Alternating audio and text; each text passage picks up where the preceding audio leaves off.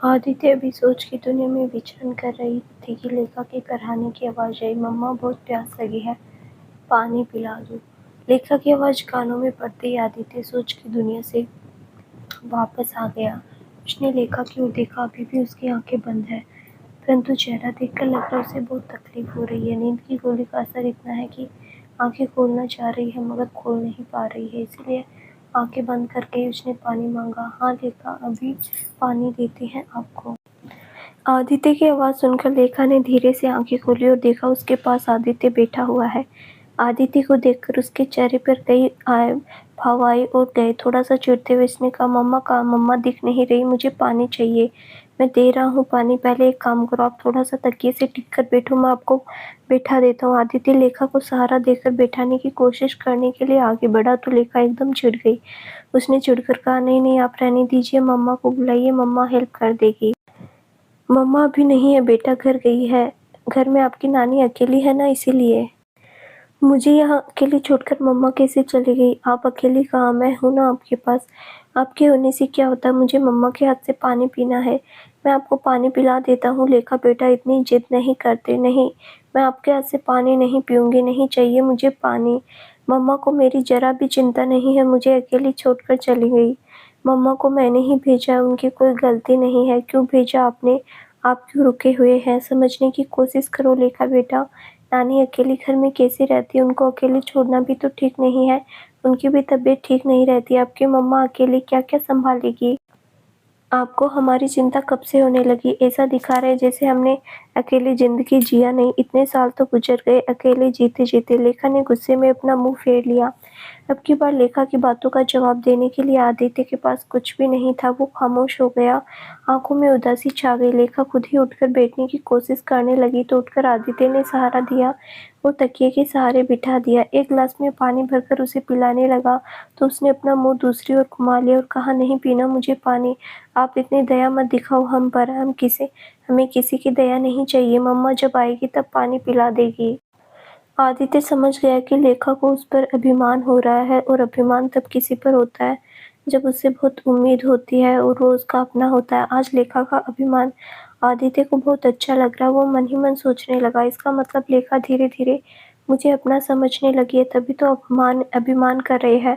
उसमें परिवर्तन आ रहा है। आदित्य ने फिर से लेखा को समझाने की कोशिश करते हुए कहा, थोड़ा सा पानी पी लो बेटा, मम्मा आने के बाद उनके हाथ से अच्छे से पी लेना, सुबह होते ही मम्मा आ जाएगी।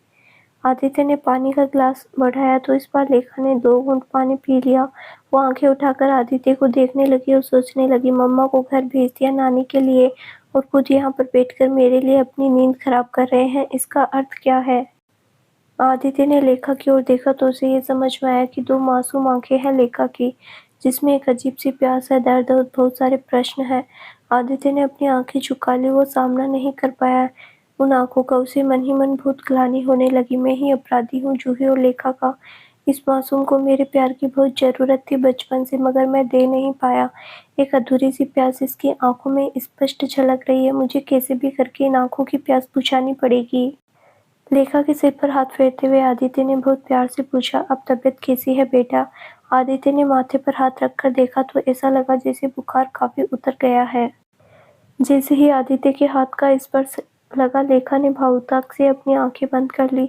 उसकी आंखों में आंसू छलक आए तो आदित्य को दिखाना नहीं चाहती थी। आदित्य ने फिर प्यार से पूछा, बुखार तो उतर गया काफी हद तक, सिर में दर्द तो नहीं है? नहीं, मैं ठीक हूँ, छोटा सा उत्तर दिया लेखा ने आंखें बंद करके ही। लेटना है क्या? चलो मैं आपको लिटा देता हूँ। नहीं, मुझे थोड़ी देर बैठना है, बैठे बैठे अच्छा लग रहा है। अच्छा ठीक है, फिर थोड़ी देर बैठी रहो, जब लेटने का मन हो तो बता देना। हाथ में सेलाइन की सुई है, खुद कोशिश मत करना, झटका लगेगा तो खून निकल आएगा। आप क्यों रुके हैं? मेरे लिए इतना कष्ट क्यों कर रहे हैं? फिर कौन रुकता तुम्हारे पास? मम्मा को घर जाना ही था। क्यों मैं अकेली नहीं रह सकती क्या? बचपन से तो हम अकेले ही संघर्ष कर रहे हैं। तब आप कहाँ पर थे? कभी हमारी खबर ली क्या? अब क्यों इतना अपनापन दिखा रहे हैं? हम आपके हैं कौन? आप हमारी सब कुछ है, ज़िंदगी। आप मेरी प्यारी बेटी लेखा है। अगर मैं ज़िंदगी हूँ तो अपनी ज़िंदगी से पहले दूर कैसे रहे आप? कभी हमारी याद नहीं आई? आई थी, बहुत बार कोशिश भी की थी मिलने की, मगर आपकी मम्मा ने हमें मिलने नहीं दिया। आपकी मम्मा भी आपकी तरह ज़िद्दी है, वैसे उसने सही किया, मेरी गलती की यही सज़ा होनी चाहिए थी। क्यों देगी मिलने? आपने भी तो मम्मा के साथ अच्छा नहीं किया, क्यों किया ऐसा? मेरी इतनी भोली-भाली अच्छी मम्मा के साथ बोलिए क्यों किया? मुझसे बहुत बड़ी गलती हो गई बेटा, आप मुझे माफ़ नहीं करोगी क्या? इतनी बड़ी गलती की कोई माफ़ी होती है क्या? मम्मा की सारी ज़िंदगी निकल गई, जब खुशी से जीने का समय था वो समय तो हमारे हाथ से निकल गया। वो समय आप लौटा कर दे सकते हैं क्या? जो सम्मान समाज से मिलना था वो कभी नहीं मिला, वो सम्मान आप लौटा कर दे सकते हैं? अब की बार लेखा की बातें सुनकर आदित्य की आंखों में सचमुच आंसू आ गए। उसने आंसू पोंछने की कोशिश नहीं की, 2 बूंदें लुढ़क कर गालों पर आ गिरे। आदित्य की आंखों में आंसू देखकर लेखा को उस पर दया आ गई और गुस्सा भी आया। अब आंसू बहाने से क्या फ़ायदा? हमने भी बहुत आंसू बहाए हैं। आपने मेरी बातों का जवाब नहीं दिया। क्या गया हुआ वक्त लौट कर दे सकते हैं? मेरी मम्मा की जवानी लौटा कर दे सकते हैं? बचपन में मुझे अपने पापा के प्यार की ज़रूरत थी मगर नहीं मिला, क्या उस बचपन को लौटा कर दे सकते हैं? आदित्य ने भावुक होकर लेखा का एक हाथ पकड़ लिया और हाथ में अपना मुँह छुपाकर फपक कर रो पड़ा। मुझे माफ़ कर दो लेखा बेटा, मुझे माफ़ कर दो। तुम मुझसे माफ़ नहीं करोगी तो मैं अपने आप को कभी माफ़ नहीं कर पाऊँगा। मैं गया वक़्त लौटा कर तो नहीं ला सकता मगर उस वक़्त की खोई हुई सारी खुशियाँ तुम दोनों के कदमों में डालकर शिवम को भाग्यशाली समझूँगा। मुझे एक मौका दे दो लेखा बेटा, बस मुझे एक मौका चाहिए। अब चाहे कुछ भी हो हम हमें दे मगर वो खुशी नहीं दे सकते जो खुशी हमें मिलनी चाहिए थी। जो रातें हमने काँटों की सेज पर गुज़ारी है और दिल लहूलुहान हुआ है। उस दिल के घाव को आप धन-दौलत से नहीं भर सकते। इतने बड़े बिज़नेसमैन होकर आप मेरे सामने हाथ फैला रहे हैं क्यों? धन-दौलत ने आपको खुशी नहीं दी क्या? शांति नहीं दी क्या? आप ही तो चाहते थे धन-दौलत, तभी तो मेरे पापा को छोड़ दिया और उर्वशी आंटी से शादी कर ली थी। सब मेरे डैड के कारण हुआ। उन्होंने मुझे प्रेशर दिया था। डैड तो अब इस दुनिया में नहीं रहे। अब मुझे कोई रोकने-टोकने वाला नहीं है। अच्छा डैड होते तो आप अब भी उनका कहना ही मानते, ना मेरे पास आते, ना मम्मा को अपनाने की बातें करते। आपको प्यार भी अपने डैड से पूछकर करना चाहिए था। आप जैसे इंसान को प्यार करने का हक है ही नहीं। लेखा की बातों में बहुत दृढ़ता थी जिसे सुनकर फिर आदित्य खामोश हो गया। नहीं, डैड के रहते ही मैंने निर्णय ले लिया था तुम दोनों को अपनाने का। इसके लिए चाहे मुझे डैड की संपत्ति छोड़नी पड़ती तो मैं छोड़ देता। जिंदगी को समझने में मुझसे देर हो गई थी, ये मेरी गलती है। मैं तो तुम्हें अपना नाम देने और जूही को समाज के सामने कानूनन अपनाने के लिए और सम्मान देने के लिए तैयार हूँ मगर न जाने क्यों तुम जिद करके बैठी हो। समाज के ताने सुनते-सुनते हमारा दिल इतना जख्मी हो गया कि अब उस पर कोई मलहम काम नहीं करेगा, न ही घाव कभी ठीक होगा। क्यों आप बेकार की कोशिश कर रहे हैं? हमें अपने हाल पर छोड़ दीजिए। जब मुझे पता चल गया कि तुम मेरी बेटी हो तो मैं ऐसे कैसे छोड़ सकता हूँ? मुझे अपनी गलती का प्रायश्चित भी करना है। समाज में आप दोनों को सम्मान भी दिलाना है। सम्मान माय फुट। इतना अपमान सहने के बाद सम्मान जैसा शब्द ज़हर भरा लगता है। सम्मान आप बड़े अमीर लोगों को मुबारक हो, हमें नहीं चाहिए कोई सम्मान। अपमान सहकर जीने की आदत पड़ गई है, इसी हाल में ही हम खुश हैं। लेखा की बात पर आदित्य फिर खामोश हो गया, फिर उसकी आंखें गीली हुई। लेखा को किस तरह समझे उसे समझ नहीं आ रहा था। आंखें झुकाकर वो खामोश बैठा था, कुछ सोच रहा था, अपने आंसू को छुपाने की कोशिश कर रहा था। जूही बहुत देर से दरवाजे पर खड़ी दोनों की बातें सुन रही थी। उसने लगने लगा कि लेखा थोड़ी ज़्यादा ही सख्त हो रही है आदित्य के साथ। आदित्य उसे मनाने की कोशिश कर तो रहा है मगर लेखा के मन में इतना दर्द है कि वो मानने के लिए तैयार ही नहीं है। अचानक कदमों की आहट सुनकर आदित्य ने आंखें उठाई तो देखा जूही आ चुकी है। जूही की नज़र से आदित्य की नज़र मिली तो जूही ने आदित्य की आंखों में आंसू देखे। कमरे में प्रवेश करते हुए जूही ने बात संभालते हुए कहा, आदित्य ये सब बातें अभी छोड़ो, लेखा की तबीयत ठीक नहीं है, इसीलिए उसका मिजाज अभी भी चिड़चिड़ा हो गया। ये सब बातें हम कभी फुर्सत में बैठकर करेंगे। अभी तुम घर जाओ, फ्रेश होकर नाश्ता कर लो, थोड़ा सा आराम कर लो। रात भर तुम बिल्कुल नहीं सोए, मैं हूँ लेखा के पास। तुम भी तो नहीं सोई जूही, अपने बारे में क्यों नहीं सोच रहे हो, केवल मेरे बारे में सोच रही हो। ऐसा लगता है मेरा यहाँ रहना तुम दोनों को पसंद नहीं है। ठीक है, मैं चाहता हूँ, ऐसी बात नहीं है आदित्य, अगर तुम नहीं होते रात को तो बड़ी परेशानी हो जाती। लेखा नहीं समझ रही है, उसे मैं समझाऊंगी, उसकी बातों का बुरा मत मानो। नहीं, मैं उसकी बातों का बुरा नहीं मान रहा। उसको मेरा यहाँ पर रहना भी पसंद नहीं आ रहा, किसी को तो रहना पड़ेगा, उसको अकेले नहीं छोड़ सकते, यही मैं समझा रहा था।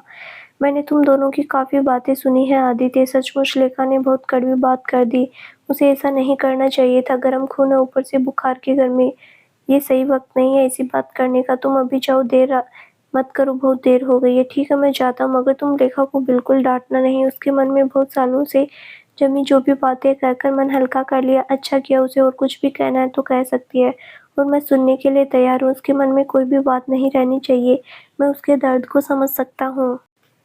अच्छा, मैं चलता हूँ, तुम उसे नाश्ता करा देना। अच्छा बेटा, मैं जाता हूँ, तुम नाश्ता कर लेना, फिर मेडिसिन ले लेना, बाद में मैं फिर आऊँगा। रेखा ने एक नज़र आदित्य की ओर देखा, फिर आंखें घुमा ली, मगर आदित्य ने न बुरा मानते हुए रेखा की हल्की मुस्कान बिखेरते हुए दरवाजे की ओर निकल पड़ा। जूही उसे जाते हुए देख रही थी और सोच रही थी, इतना बदल गया आदित्य, अपनी बेटी के लिए कुछ भी करने को तैयार है, कुछ भी सहने के लिए तैयार है। सचमुच रेखा को इतनी कड़वी बातें नहीं करनी चाहिए थी। ठीक है, जो बातें हो गई, बस आगे से ऐसी बातें नहीं करने दूंगी। उसे समझा दूंगी, मुझे विश्वास है वो समझ जाएगी। जूही ने एक लंबी सांस ली और खुद को रिलैक्स करने की कोशिश की। जूही को उदास देखकर लेखा को थोड़ी चिढ़ हुई। मम्मा, तुम मिस्टर आदित्य चोपड़ा को कुछ कहने ही नहीं देती। जिसने हमारे साथ इतना बड़ा अन्याय किया, उसको मैं इस तरह बर्दाश्त नहीं कर सकती। मेरे मन में जो गुबार वर्षों से जमा पड़ा, उसे तो मैं निकाल कर ही दम लूंगी। नहीं चाहिए मुझे किसी का एहसान। जान चली जाएगी तो जाने दो, मगर किसी निर्दयी इंसान को मैं कभी माफ नहीं करूंगी। मम्मा, आप चुप क्यों हो? उदास क्यों हो? लेखा, तुम्हें इतनी कड़वी बातें आदित्य से नहीं करनी चाहिए थी। बुरे समय में उसने हमेशा हमारा साथ दिया।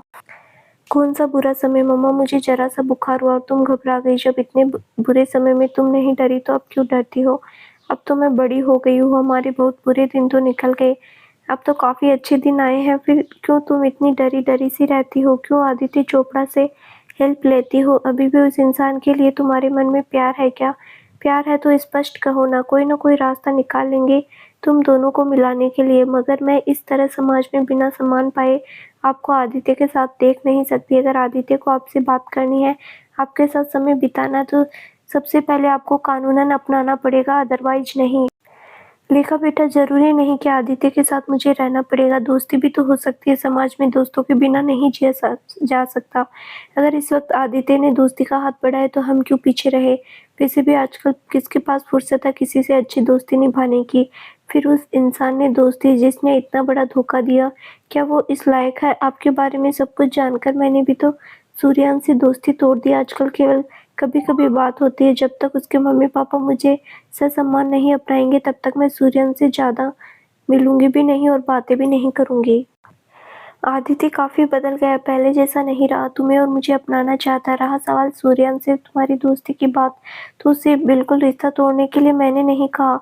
तुम्हें उससे अपना रिश्ता बनाए रखना चाहिए एक हद तक।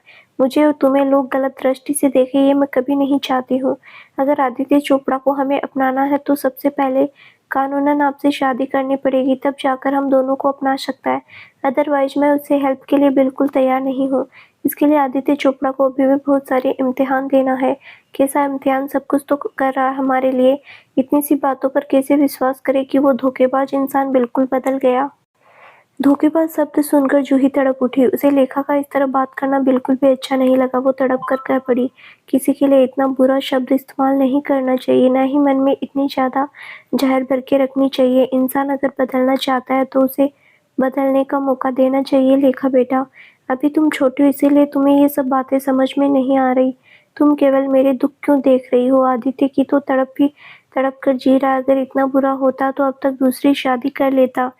लड़की की कमी है क्या उसके लिए? पर उसने अपनी माँ की नहीं मानी। माँ ने बहुत जोर डाला था शादी के लिए, लेकिन उसने एक शब्द कह दिया कि मैं आखिरी समय तक जूही के लिए इंतजार करूंगा। ऐसे इंसान के लिए इतना बुरा शब्द क्यों कहना? पहले तुम अच्छी हो जाओ, फिर इस पर हम मिलकर बैठकर बातें करेंगे। अभी ये टॉपिक यहीं पर छोड़ दो। बातें करते करते जूही की आंखों में आंसू भर आए, जिसे देखकर लेखा समझ गई कि अभी भी मम्मा को मिस्टर आदित्य से बहुत प्यार है। वो खुद भी सूर्यान से बहुत प्यार करती है, इसीलिए प्यार के इस एहसास को समझती है। आई एम सॉरी मम्मा, मुझसे गलती हो गई, मुझे माफ कर दो। आगे से मैं इतनी कड़वी बात नहीं करूंगी। आप रो मत, आपकी आंखों में आंसू मैं बर्दाश्त नहीं कर सकती। सुबह सुबह आदित्य जब घर पहुंचा तो देखा निर्भय उठकर फ्रेश हो गया। रात को देर से सोया और जेट लैग भी था, फिर भी सुबह उसकी नींद टूट गई। इतने समय के पश्चात घर आने के कारण मन में गुदगुदी सी हो रही है। बहुत समय के पश्चात दादी से बैठकर बहुत सारी बातें करनी है, दोस्तों से मिलना है, उनसे बातें करनी है।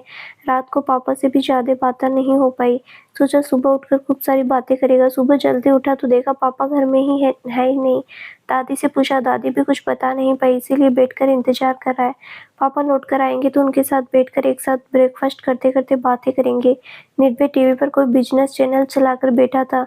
कब गेट से गाड़ी अंदर आई, आदित्य घर में घुसा। निर्भय को कुछ पता नहीं चला। घर में कदम रखते ही आदित्य ने देखा निर्भय बैठकर टीवी पर कुछ देख रहा है। उसने धीरे से आकर कहा, इतनी जल्दी उठ गया बेटा, नींद पूरी हुई कि नहीं? अभी तो जेट लग गया भी नहीं होगा। अचानक पापा की आवाज़ सुनकर निर्भय ने आंखें उठाकर देखा, सामने आदित्य खड़ा और मुस्कुरा रहा देख रहा है। आप कब आए पापा, और रात को कहाँ चले गए थे? मुझे भी नहीं जगाया और दादी को भी कुछ नहीं बताया। कोई इमरजेंसी आ गई थी क्या? बाप रे बाप, एक साथ इतने सारे सवाल। किस सवाल का पहले जवाब दो। पहले आप बताओ, मुझे क्यों नहीं जगाया? मुझे अब भी आप छोटा बच्चा समझते हैं क्या? जर्नी करके आया था, सो रहा था, इसीलिए मैंने नहीं जगाया। सो रहा था तो क्या हुआ? कोई इमरजेंसी होगी तो मुझे बुलाएंगे नहीं क्या? मैं फिर किस काम का हूँ? कैसा बेटा हूँ? आप भी ना पापा, मुझे अंडरस्टिमेट मत करो। थोड़ा सा अभिमान करके बोला निर्भय ने। अरे बाप रे, इतना गुस्सा? कोई इमरजेंसी नहीं थी, किसी की तबीयत खराब थी, हॉस्पिटलाइज्ड हुई, इसलिए भागकर चला गया था। दादी को क्यों नहीं बताया? उनको भी पूछा, उन्हें भी कुछ नहीं मालूम है। मॉम भी सो रही थी, इसीलिए उनको नहीं जगाया। अब तो आ गया हूँ, फिर इतनी शिकायत क्यों? मुस्कुराते हुए देखा आदित्य ने निर्भय की ओर। नहीं नहीं, कोई शिकायत नहीं कर रहा, मुझे लगा कोई इमरजेंसी है, तो मैं किस काम का हूँ? तुम मेरे बहुत काम की हो, बाद में बताऊंगा, पहले फ्रेश हो जाता हूँ। अच्छा एक बात बताइए, कौन एडमिट है हॉस्पिटल में? आता हूँ, डाइनिंग टेबल पर बैठकर दोनों को सारी बातें बताता हूँ, थोड़ा सा सब्र रखो। आदित्य फ्रेश होने के लिए चला गया। निर्भय ये देखने गया कि आज नाश्ते में क्या बना। निर्भय उसकी दादी निशा डाइनिंग टेबल पर आदित्य के लिए इंतजार कर रहे थे कि थोड़ी देर में आदित्य नहा धोकर फ्रेश होकर आ गया। आदित्य आज बहुत खुश होकर पूछा, आज नाश्ते में क्या क्या बना है मॉम? आज तो आपने निर्भय के लिए खास नाश्ता तैयार करवाया होगा। आपका लाडला पोता आ गया, इसीलिए आपके चेहरे पर खुशी दिख रही है। हाँ खुश तो हूँ, मगर मैं क्या हमेशा रोती रहती हूँ? नहीं, हमेशा नहीं, कभी कभी। शरारती नज़र से मम्मी की ओर देखकर आदित्य मुस्कुरा रहा था। तेरे मुख पर भी तो आज बहुत खुशी दिख रही है, तेरा लाडला बेटा है, इसीलिए या कोई और कारण है? निशा अपनी बेटी की ओर देखकर मुस्कुरा रही थी। केवल मेरे लिए नहीं दादी, जरूर कोई बात है। कल रात को तो पापा इतने खुश नहीं थे, आज सुबह अचानक खुश हो गए। कोई तो राज की बात है, हमें नहीं बताएंगे क्या पापा? निर्भय पापा की ओर देखकर मंद मंद मुस्कुरा रहा था। तुम दोनों आज मेरे पीछे क्यों पड़ गए, बताओ? कल रात को तो आप कहाँ गए थे? हमें जब तक वह नहीं बताएंगे तब तक पीछे पड़े रहेंगे। हाँ आदित्य बताओ, कल का रात को तुम हमें बिना बताए कहाँ चले गए थे? मॉम मैंने अभी तक देखा भी नहीं कि नाश्ते में क्या बना है। नाश्ता करते करते बताता हूँ ना। वाओ, मेरे लिए इडली, नारियल की चटनी, सांभर मेरा मनपसंद ब्रेकफास्ट अमेरिका में भी खाता था, मगर घर का स्वाद कहाँ। आपके लिए तो दलिया की खिचड़ी बनी होगी, क्योंकि आप बहुत हेल्थ कॉन्शियस है। फिर निर्भय शरारती हंसी हंस रहा था पापा की ओर देखकर। क्या मॉम, मेरे लिए दलिया की खिचड़ी? सुबह सुबह दलिया की खिचड़ी तो रात को खाता हूँ अक्सर, मगर सुबह नाश्ते में नहीं चलेगा, फिर तो मैं भूखा ही रह जाऊंगा। आश्चर्य जताते हुए आदित्य बोल पड़ा। अरे नहीं रे निर्भय, तुझे छोड़ रहा है। तेरा बेटा अब तेरे कंधे से ऊंचा हो गया, देखना कैसे दोस्त की तरह शरारत कर रहा है। तेरे लिए तो तेरे मनपसंद आलू के पराठे और फ्रेश दही, जो तुझे बचपन से ही पसंद है। बचपन में तो नाश्ते में अक्सर यही खाया करता था। हाँ फिर तो भूख थोड़ी और बढ़ गई, हा हा करके हंस पड़ा आदित्य। आदित्य की प्लेट में आलू के पराठे देते हुए दही की कटोरी आगे बढ़ाते हुए निशा ने तिरछी नजर से आदित्य की ओर देखते हुए कहा, अब बता, रात को तू कहाँ गया था? कौन है जिसके कारण इतनी रात को नींद खराब करके गया? रात भर वहीं ठहरा, जरूर कोई करीब का ही होगा, मैंने सच कहा ना? मोम की बात सुनकर आदित्य के चेहरे का भाव बदला, चेहरे पर थोड़ी सी उदासी आ गई। थोड़ी देर कुछ सोचते हुए फिर धीरे से कहा, मोम मैं जो कुछ कहने जा रहा हूँ ध्यान से सुनना और सुनकर शांति से विचार करना, फिर बात करना। निर्भय तुमसे भी कह रहा हूँ, सारी बातें सुनकर तुम मुझसे नफरत तो नहीं करोगे, नाराज तो नहीं हो जाओगे? डर लगता है कहीं तुम मुझसे नफरत करने लग जाओ और नाराज हो गए तो मेरा क्या होगा, मैं कहाँ जाऊँगा? ऐसी क्या बात है जो तू एकदम से सीरियस हो गया? बेटे को सीरियस देखकर निशा ने कहा, है कुछ बात जिसे सोचकर मैं दुखी हो जाता हूँ। बताएगा नहीं तो कैसे समझ में आएगा? दिल में बात रखकर घुट घुट कर जीता है। कभी तो अपनी मोम को अपनी दोस्त समझकर बातें शेयर किया कर। पहले की बात और थी, तेरी मोम अब वैसी नहीं रही, सारी बातें शेयर कर सकता है। हाँ पापा मुझे भी अपना दोस्त समझ सकते हैं, दोस्त समझकर सारी बातें मुझसे शेयर करिए। दिल में बात रखकर मायूस होकर मत रहिए, जो भी बात है मेरा वादा रहा मैं आपके साथ दूंगा, ना आपसे नफरत करूंगा ना नाराज होऊंगा। मैं आपसे नफ़रत कैसे कर सकता हूँ? ये भी संभव नहीं है। मेरे पापा इस दुनिया में सबसे अच्छे पापा, इतने अच्छे पापा से नाराज़ होकर मैं रह सकता हूँ क्या? प्लीज़ पापा, सारी बातें हम दोनों से शेयर करिए। कहते-कहते निर्भय भाव को उठा, उसकी आँखें छलछला आई, ये सोचकर कि बचपन में माँ के चले जाने के पश्चात पापा ने उसे कितना प्यार देकर बड़ा किया है। तुम दोनों ने मुझे इतनी हिम्मत दी तो मैं कहने का साहस कर रहा हूँ, फिर चुप हो गया आदित्य। समझ नहीं आया कि इतना कड़वा सच दोनों के सामने कैसे लाया जाए। मन से सारा झिझक निकाल दो बेटा, हम तुम्हारे अपने अपनों से कैसा पर्दा। मन में जो भी बात है कह डालो, देखना मन कितना अच्छा हल्का हो जाता है, बहुत सुकून महसूस करोगे, रात को अच्छी नींद आएगी। निशा चोपड़ा ने फिर अपने बेटे को समझाया, क्योंकि वो बात सुनने के लिए बेचैन है। क्या कहने जा रहे थे पापा, कहिए ना, क्यों रुक गए आप? मोम, जूही बेटी लेखा हॉस्पिटल में एडमिट है। कल रात को उसे बहुत तेज बुखार आया था, बेहोशी की हालत में थी, इसीलिए मुझे रात को फ़ोन किया था उसने हेल्प के लिए। रात भर मैं हॉस्पिटल में था, लेखा हॉस्पिटल में एडमिट है, उसके पास रहना बहुत ज़रूरी था क्योंकि जूही को घर जाना था। घर में उसकी मोम अकेली थी, उसकी मोम की तबीयत भी बहुत अच्छी नहीं है। कहते-कहते आदित्य फिर उदास हो गया। आदित्य की बात सुनकर निशा जैसे आसमान से गिरी, उसे बिल्कुल भी अपने कानों पर भरोसा नहीं हुआ। बहुत ही आश्चर्यचकित होकर उसने कहा, क्या कहा तूने? जूही की बेटी है, तुमने तो कह रहा था जूही ने शादी नहीं की, फिर बेटी कहाँ से आ गई? नहीं दादी, मैं तो जानता हूँ जूही आंटी की बेटी है लेखा। जूही आंटी की शादी नहीं हुई तो लेखा कहाँ से आएगी? क्या राज है पापा, पूरी बात बताओ ना, कुछ समझ नहीं आ रहा। मैं तो बचपन से जानता हूँ कि लेखा जूही आंटी की बेटी है। मोरल क्लास में हमेशा मिलती थी, हम लोगों से अच्छी दोस्ती भी है। मैं इतना जानता हूँ कि उसके पापा नहीं है, परंतु ये जानने की कभी कोशिश नहीं कि उसके पापा क्यों नहीं है। नहीं निर्भय, जूही आंटी की शादी नहीं हुई। बातें चबाते चबाते आदित्य ने कहा, शादी नहीं हुई फिर बेटी कहाँ से आ गई? पापा, आश्चर्य से निर्भय की आंखें बड़ी हो गई। हाँ आदित्य, जब शादी नहीं हुई तो बेटी कैसी हुई? ये तो बहुत बड़ा प्रश्न है, आश्चर्य से निशा ने पूछा। मोम, आपको पता है जूही और हम साथ लिव इन रिलेशनशिप में रहते थे। जब डैडी ने मुझे उर्वशी से शादी करने के लिए प्रेशराइज किया था, मैं मना कर रहा था। मेरे मना करने का कारण यही था कि हम दोनों प्यार करते थे और शादी करना चाहते थे, मगर नहीं कर पाए तो जूही घर छोड़कर चली गई थी। उस समय वो प्रेग्नेंट थी। लेखा मेरी बेटी है, परंतु मैं उसे अपना नाम नहीं दे पाया। इससे बड़ा दुर्भाग्य और मेरे लिए क्या हो सकता है? इसी बात को लेकर तो मेरी रात की नींद उड़ गई, दिन का चैन चला। अब तुम ही बताओ मोम, इस सब के लिए जिम्मेदार कौन है, मैं या डैड? तुम्हारे डैड ने तो गलत ही किया, मगर गलती तुम्हारी भी है। लिव इन रिलेशनशिप में रहने को लेकर तुमने हमें कुछ भी नहीं बताया था, सारी बातें हमसे छुपाई थी। इतने सालों से तुमने कभी नहीं बताया कि जूही प्रेग्नेंट थी, उसकी कोई बेटी है। अब बता रहे हो, बहुत देर कर दी आदित्य तुमने। उस माँ बेटी के साथ न जाने क्या क्या गुजरा होगा। मुझे पता है हमारा समाज कैसा, कितनी तकलीफों से गुजरी होगी माँ बेटी। अब और देर मत करो बेटा, उनको सहारा दो, उन्हें अपनाओ। उस मासूम सी बच्ची का क्या दोष है जिसने पूरा जीवन लोगों के ताने सुने, अपमान सहा? निशा चोपड़ा भावुक हो उठी।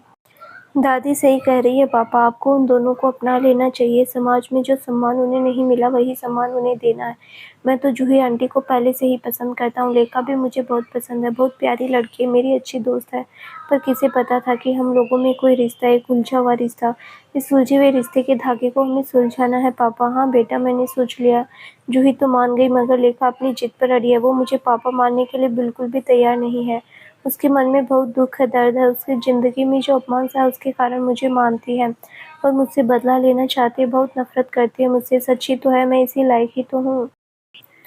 नहीं पापा, आप नफ़रत के लायक नहीं हो, आप मेरे पापा हो, प्यार करने लायक।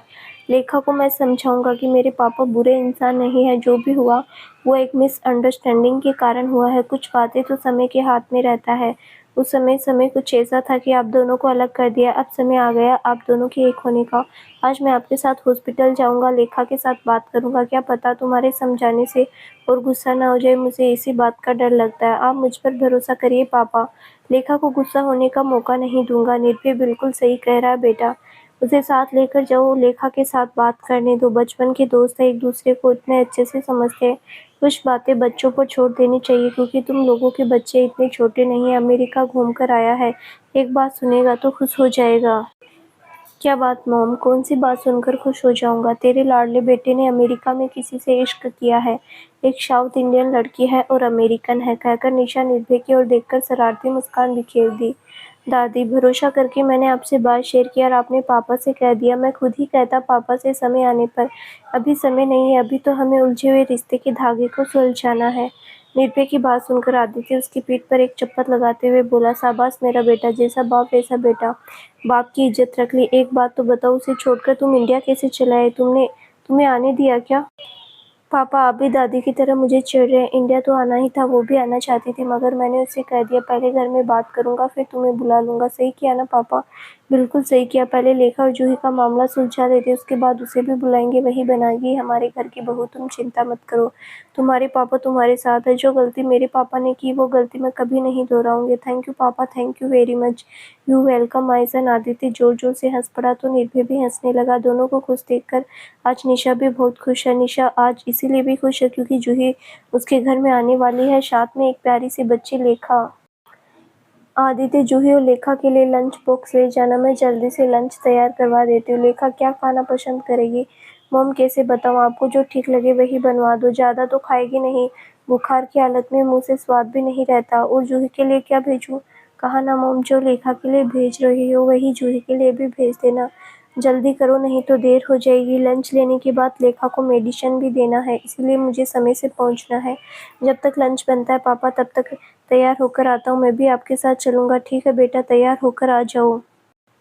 निर्भय तैयार होने के लिए चला गया। निशा लंच बनवाने के लिए किचन की ओर चली गई। आज उसके कदमों में जोश है क्योंकि उसे ऐसा महसूस हो रहा जैसे घर की खुशी फिर लौट आएगी। निर्भय के आने से घर में खुशी तो छाई है, मगर आदित्य के चेहरे पर फिर भी एक तनाव तो है जो निशा की आंखों से नहीं छुपा।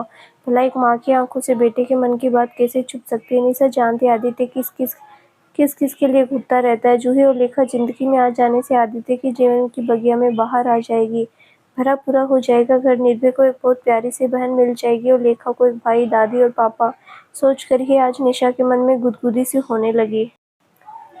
दोनों माँ बेटी जूही और लेखा बात करने में मशगूल थी कि समय का पता ही नहीं चला। लंच का टाइम हो गया था। लेखा को भूख नहीं लगी, नहीं खाऊंगी की रट लगाए बैठी है, मगर जूही कहाँ मानने वाली है। वैसे भी मेडिसिन लेने से पहले कुछ खाना भी तो जरूरी है। सुबह नाश्ता थोड़ा ज्यादा लेकर आई थी जूही, यही सोचकर कि दोपहर का लंच भी हो जाएगा। लेखा को अकेले छोड़कर जूही घर जाना नहीं चाहती थी, इसीलिए जो भी है दोनों मिल बांट कर खा लेंगे, यही सोचा।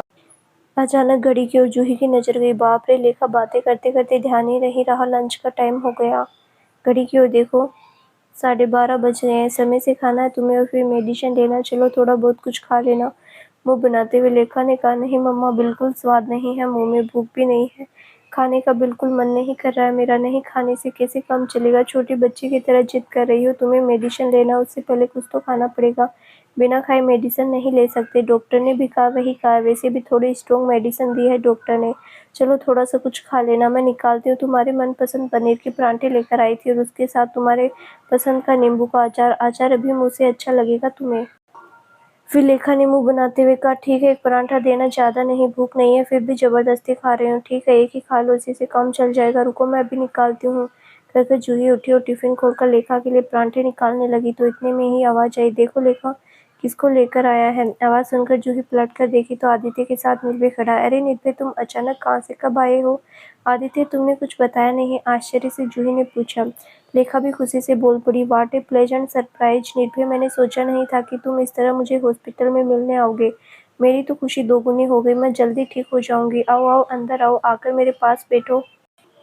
मैं सरप्राइज देना चाहता था। असल में निर्भय कल रात को ही आ गया था तुम लोगों को, इसीलिए नहीं बताया क्योंकि अचानक लेकर आऊंगा तो तुम दोनों बहुत खुश हो जाओगी। यह सोचकर खुश होते हुए आदित्य ने कहा, आई लाइक दिस सरप्राइज। देखना अब मैं जल्दी ठीक हो जाऊंगी, जल्दी घर आऊंगी। खुशी से चहक पड़ी लेखा। तभी तो मैं तुमसे हॉस्पिटल में मिलने आया ताकि तुम जल्दी ठीक हो जाओ। लेखा के पास आते हुए निर्भय ने कहा। आदित्य ने देखा जूही टिफिन से कुछ निकाल रही है लेखा को देने के लिए। वो समझ गया सुबह का वही नाश्ता जो लेकर आई थी। अब तक तो ठंडा हो गया। उसने जूही को रोकते हुए कहा, जूही रहने दो, सुबह का ठंडा पराठा भी लेखा को नहीं दो, मैं गरम गरम लंच लेकर आया हूँ। क्या लेकर आए हो? पता नहीं टिफिन में क्या है। मेरी मॉम ने टिफिन भर के मुझे हाथ में देते हुए कहा, ये लो, ले जाओ गर्मा गर्म चटपटा। भी बुखार के मुंह में लेखा को अच्छा लगा। जूही ने आदित्य की बात सुनकर आश्चर्यचकित होकर कहा, तो लेखा के बारे में तुमने अपनी मॉम को भी बता दिया? हाँ, रात को कुछ नहीं बताया था मॉम को क्योंकि वो सो रही थी। निर्भय को भी कुछ पता नहीं था, वो भी सो रहा था। दोनों के पूछने पर रात को मैं कहाँ गया था सारी बातें उनको बताई। फिर उन्होंने क्या कहा, जिज्ञासा हो रही थी जूही को। पहले कभी भी मॉम को कुछ भी नहीं बताया मैंने। अचानक सुनकर बहुत खुशी हुई, दुखी भी हुई। कहा, आदित्य तुमने जूही के साथ जो कुछ भी किया अच्छा नहीं किया। पहले से मुझे पता होता तो मैं कभी ऐसा नहीं होने देती। चाहे तुम्हारे पापा मुझसे झगड़ा क्यों ना करते। तुमने बहुत बड़ी गलती की। अब आया है समय प्रायश्चित करने का, इसीलिए तुम्हें अपना कर्तव्य निभाना होगा। फिर तुमने क्या कहा? जब तक तुम और लेखा राजी नहीं होती तब तक मैं क्या कह सकता हूँ। मैंने मॉम को विश्वास दिलाया कि मैं जूही को मना लूंगा और लेखा को भी। आदित्य की बात सुनकर जूही के चेहरे पर हल्की सी मुस्कान जरूर दिखी, मगर फिर लेखा की ओर देखकर मुस्कान उदासी में बदल गई, क्योंकि लेखा अभी भी मन से तैयार नहीं हो पाई। उसका मन तैयार होना ज्यादा जरूरी है। फिर क्या सोच रही हो जूही? हमें अपने बच्चों के बारे में सोचना पड़ेगा, अपने बारे में नहीं। वही सोच रही हूँ लेखा को किस तरह समझाया जाए वो तैयार हो जाए। मम्मा मेरे बारे में क्या बात कर रही हो? मुझे कहीं नहीं जाना, मुझे अपने घर ही जाना है। जूही और आदित्य की आधी बातें सुनकर लेखा ने जवाब दिया, हर समय बहुत जिद करती हो तुम। कभी कभी बड़ों की बात पे मान लिया करो। थोड़ा सा नाराजगी जताते हुए जूही ने कहा, तुम उसे मत डांटो जूही, वैसे भी वो बहुत बीमार है। अच्छी हो जाएगी तो फिर अच्छे से समझाएंगे सब कुछ। वैसे ही बहुत जिद्दी है, तुम और बिगाड़ रहे हो। आदित्य बिगाड़ो, संभालना भी तुम्हें ही है। मेरी बेटी है, मैं देख लूंगा, तुम्हें फिक्र करने की जरूरत नहीं। लेखा की सारी जिम्मेदारी मेरी है। समझ गई, पर एक बात बताओ। आदित्य इतनी बातें कर रहे हो, निर्भय को सब बता दिया? बेचारा टुकुर टुकुर इधर देखी जा रहा है, हमारी बातें सुन रहा है। निर्भय बेटा, तुम नॉर्मल फील कर रहे हो ना हमारे बीच में? हाँ आंटी, आने से पहले पापा ने मुझे सब कुछ बता दिया। मैं तो बहुत खुश हूँ। मेरा तो मन कर रहा है मैं अभी आप दोनों को घर लेकर जाऊँ। मैं तो पहले भी चाहता था कि आप हमारे घर में आए, मेरी माँ बन जाए। मेरी मन की इच्छा पूरी हो गई, और क्या चाहिए। ईश्वर ने मेरी प्रार्थना सुन ली, खुशी से चकते हुए निर्भय ने कहा।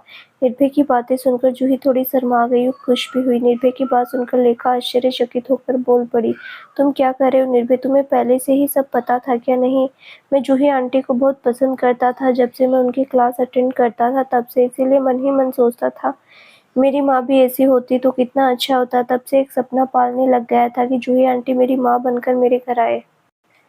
निर्भय की बात सुनकर लेखा सोच में पड़ गई। निर्भय कितने बड़े दिल का, उसे पता होने थे वे भी कि मेरी माँ बिना शादी के माँ बन गई। मैं उनकी बेटी हूँ, उसके बावजूद भी मेरी माँ से इतना प्यार है, और मैं तो पापा के इतना प्यार करने के बाद भी उनको एक्सेप्ट नहीं कर पा रही हूँ।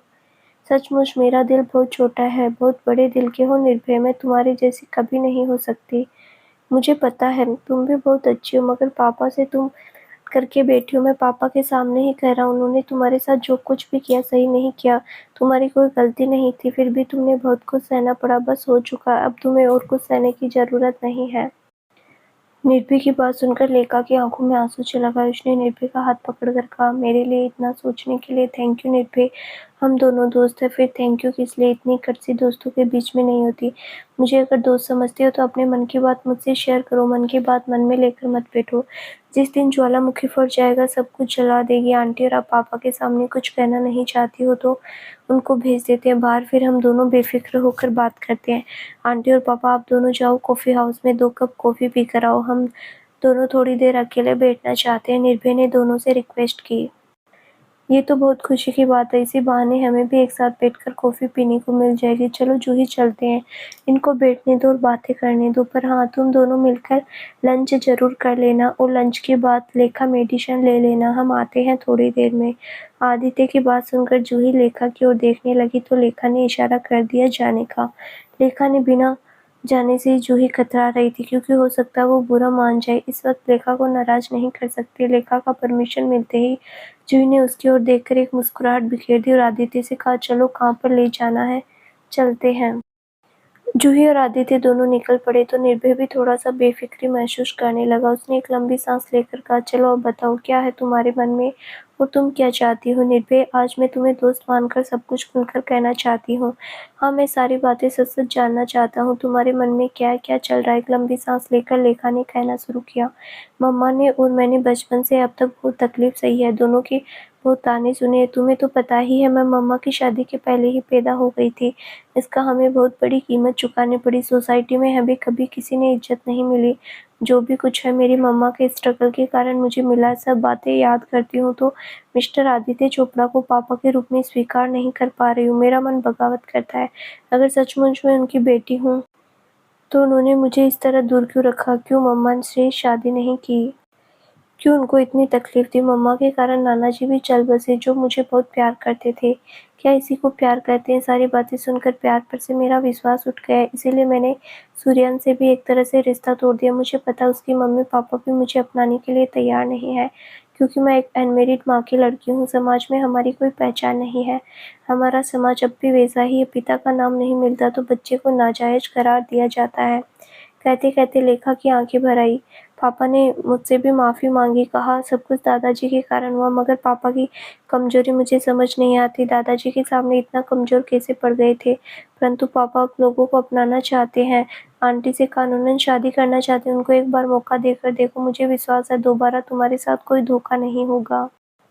ये सब तो आने वाला वक़्त ही बताएगा। निर्भय मैं कैसे करूँ विश्वास? विश्वास हमारा बुरी तरह टूट चुका है। बचपन से लेकर अब तक मेरे पापा को बहुत तड़पते हुए देखा है, दादाजी के साथ लड़ते हुए देखा, जब तक सब कुछ बर्दाश्त से बाहर हो जाता था तो खूब पीकर बेहोश होते हुए भी देखा है। मेरी दादी बहुत अच्छी, उन्होंने सब कुछ सँभाल कर रखा, मुझे भी सँभाला। वो चाहती है कि पापा आंटी से शादी कर ले। शायद पहले भी आंटी से ये बात उन्होंने आँचल फैलाकर मनवाने की कोशिश की थी, मगर आंटी तैयार नहीं हुई थी। ये बात तो मम्मा ने मुझे कभी बताई नहीं। उस समय हम दोनों छोटे थे, मुझे भी पता कहाँ थी। बड़ा हुआ तब एक दिन दादी ने बताया मुझे, क्योंकि उनको पता है कि मैं जूही आंटी को बहुत पसंद करता हूँ। हाँ निर्भय, तुमने मेरी आँखें खोल दी। आज मुझे भी जिद छोड़ के मम्मा के लिए सोचना चाहिए। मम्मा ने तो पूरी ज़िंदगी अकेले ही बिता दी, मगर अब दोनों को हम एक कर सकते हैं। ये हुई ना बात। मम्मी-पापा तो बच्चों के लिए बहुत कुछ करते हैं, मगर बच्चे उनके लिए क्या करते हैं, ये भी तो उनको पता चल जाएगा। चलो इस बार पर हाथ मिलाओ। मुस्कुराते हुए निर्भय ने हाथ बढ़ाया तो लेखा भी मुस्कुराकर निर्भय से हाथ मिलाया और माहौल में खुशी की सुगंध फैल गई और माहौल हल्का-फुल्का हो गया। तो दोस्तों, आगे क्या होगा जानने के लिए इस कहानी का अगला भाग ज़रूर देखें, जो बहुत जल्द ही इस चैनल पर प्रसारित किया जाएगा। धन्यवाद।